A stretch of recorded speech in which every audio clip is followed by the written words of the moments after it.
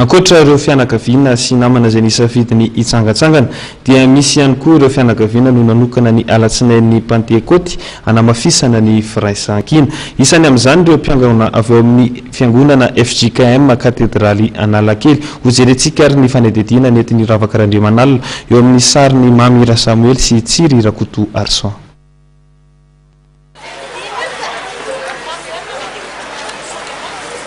Manondro amin'ny fitora sasany maraina ny famantaranandro.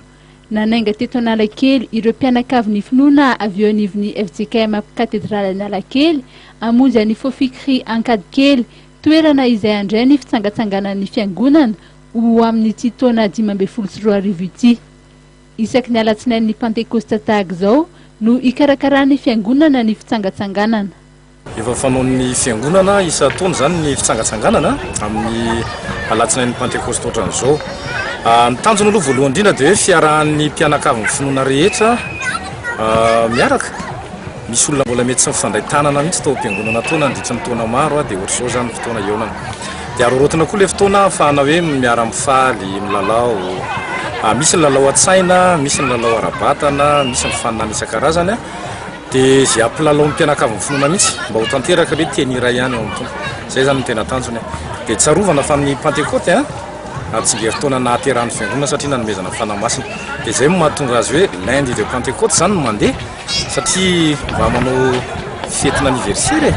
Amin'ny maha fitsangatsanganana azy dia nosafidian'ireo mpitsangatsangana ny hanao fitafiana maivana ahafahana mandray anjara feno amin'ireo karazan-dalao ara-tsaina, lalao iombonana, lalao ampiasam-batana samihafa no manana tetỳ an-toerana. Ankoatr'ireo amin'ny mahafety azy dia misy ny sakafo piraisana ny arahan'ny fiangonana teto ary arivo ariary monja ny fandraisana anjara isan'olona.